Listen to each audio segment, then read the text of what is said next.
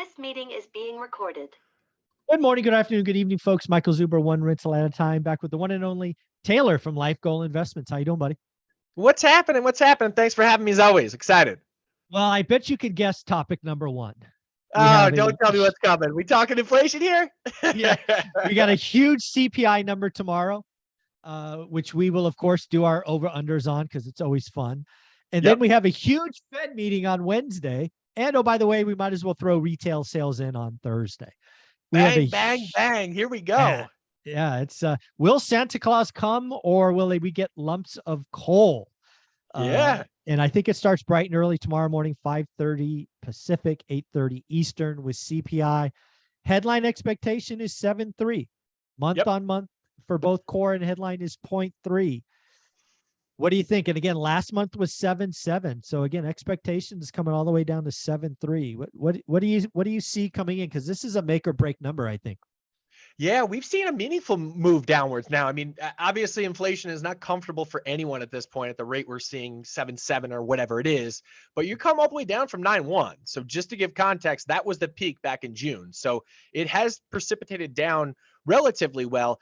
I actually do think we're going to get an under on this. And it is, it is surprising to say that because I think expectations have come in meaningfully to your point of being almost a full 0.5% lower than what we saw last month.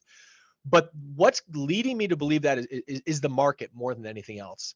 And what you're seeing right now is you've seen rates come down across the treasury curve, whether you're looking at the front end of the 2 years out to the 10-year.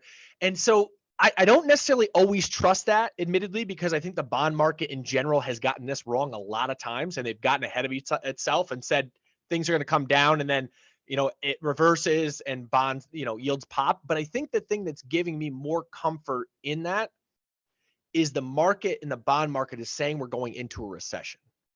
And so that's the level of inversion, the level, which is about 80 basis points, the 2-year treasury is paying you about 80 basis points more than the 10-year treasury. So what the market is saying, in my opinion, is yields have come down across the board. That means inflation's under control, but it's got a weird shape to it. And that says recession, an impending recession is what's going to bring down inflation. And that's why I think that we're going to hit an under number.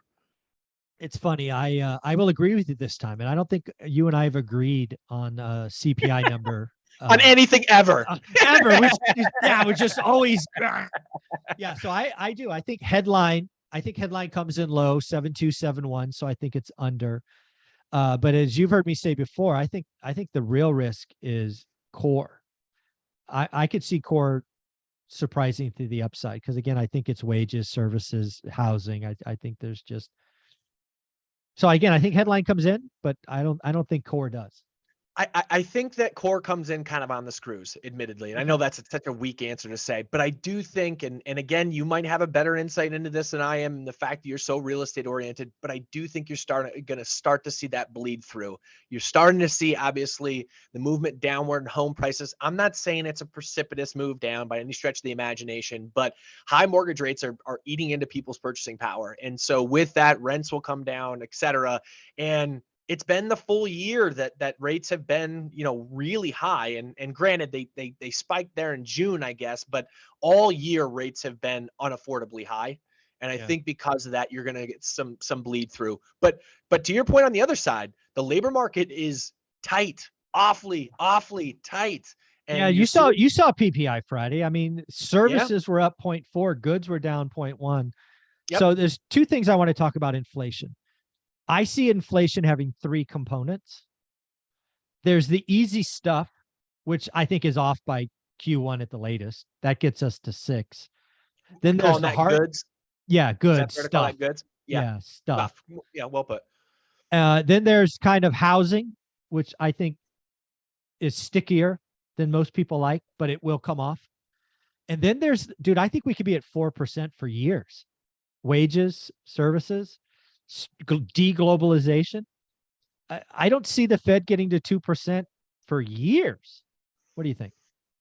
Yeah, I disagree. I don't think it lasts that long, but I do think that those things are persistent. I think that we've shown just inside of this year, and you may say, oh, that's a short period of time, but we've shown that we have not been able to break employment. right? We've been trying. The Fed has been actively trying to raise unemployment, and they cannot get it off that number. And so it's tough to say that, employment's going to be changed dramatically anytime in the near future, regardless of where rates go, because we've moved from 0 to 4% as it is, and we've seen no movement in unemployment. Now, some of that, again, I like to reiterate and think the context of, we late summer got to where we were from an employment point versus pre-pandemic.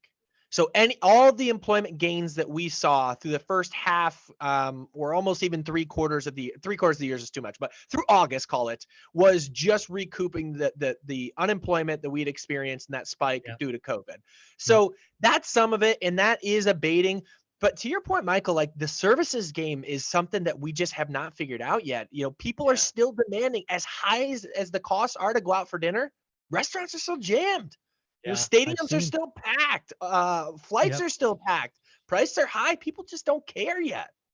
Yeah. Yeah. And then we have the Fed meeting on Wednesday, the announcement that, can you and I agree 50's coming? Do we agree on that? Yeah. So that's if they, so I haven't looked at it today. I looked at it late last week, and it was, something like an 85% chance of 50 and a 15% chance of 75, and nothing else even on the table. If they whacked with 75, the market really, really, really thinks 50's coming. Just like, us, we just looked at each other and said 50, done. Yeah. The really interesting is, I think they're going to do what is often called the dot plot this week also. Yep. That's going to be moving. Yep. So one of the things they're going to tell us is, what is the average terminal rate, right? Currently 4.6. I've always called terminal rate of 5. I see no reason to change my mind. Do you think this has a 5 handle on it? I think that's a big movement, so I don't think it gets there. I think it will get there. I do think it will get there, because, again, what they've told us is that they're going higher.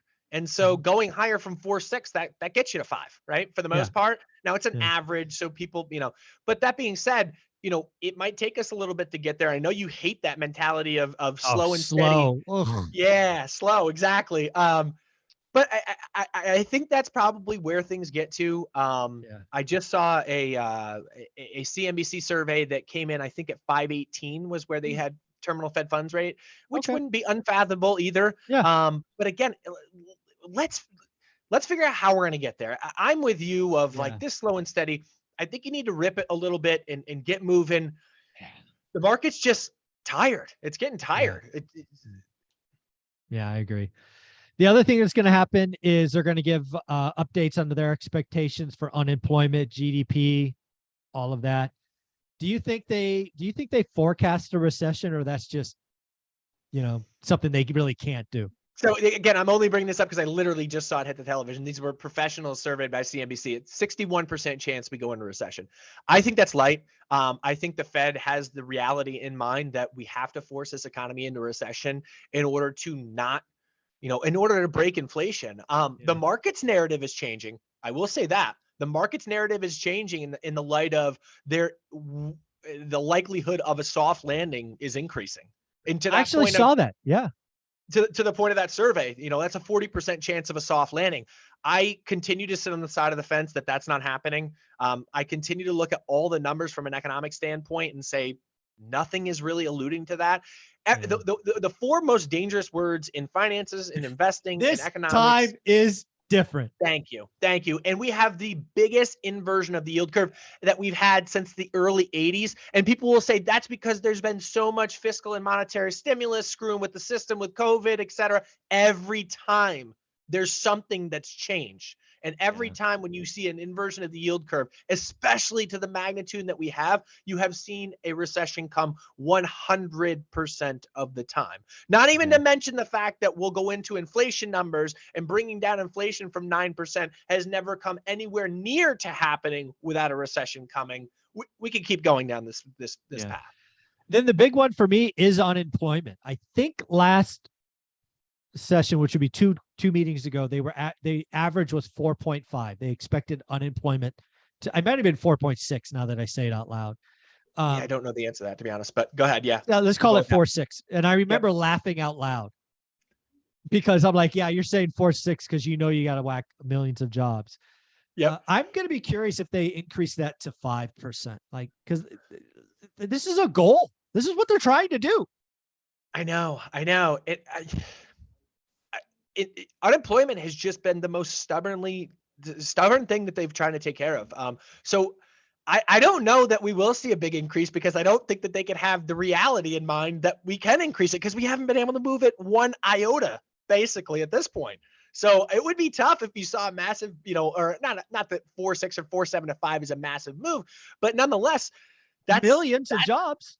Yeah, exactly. And that's a move that they haven't been able to tick it up from, where did it go? From 3.5 at the low point to 3.7?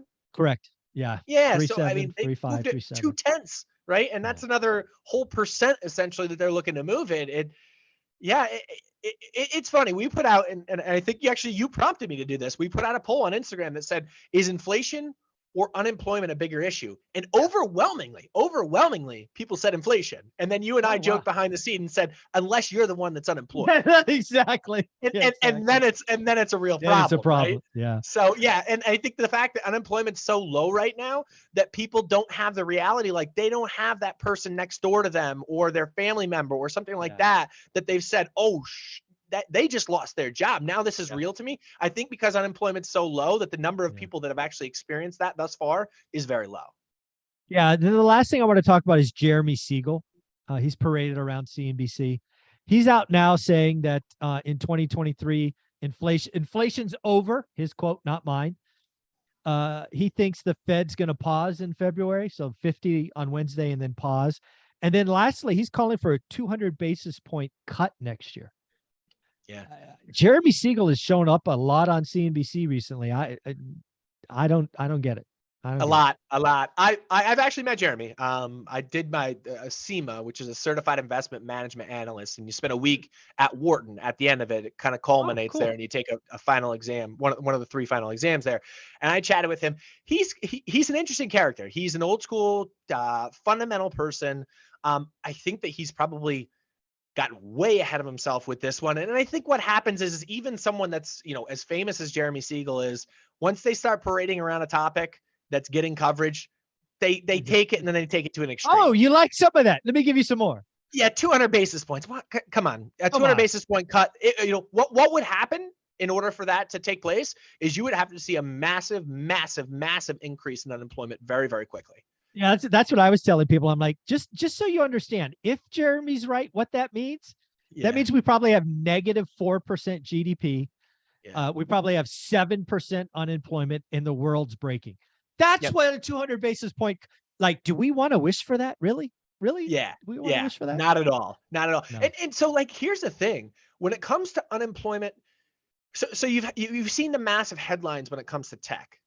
But that hasn't actually changed the unemployment number, right? So it's a very small percentage. Now, they might be high-paying jobs, and they might be in the biggest sector of the S&P 500, and therefore they get these mainstream headlines. But like, what I'm trying to stumble on is what causes unemployment to pick up? Like, is there an event that can happen, or is it just that slow and steady pace of rising rates that cause it? There doesn't seem to be any cracks in the foundation outside of maybe crypto or something like that. There doesn't seem to be any cracks in the foundation like there was the banking system, or like there was the overextension of people taking on mortgages, or the overextension of the tech names in the late 90s. Like, it's really tough to put your finger on something. And granted, it was tough at that point to say forward looking, here's what the problem is. But the markets did seem extended, and I think we just gave a lot of that back. And I think that, I don't know, I'm kind of wandering with my comments here, but it's all right. I love it. I think you're right. Now.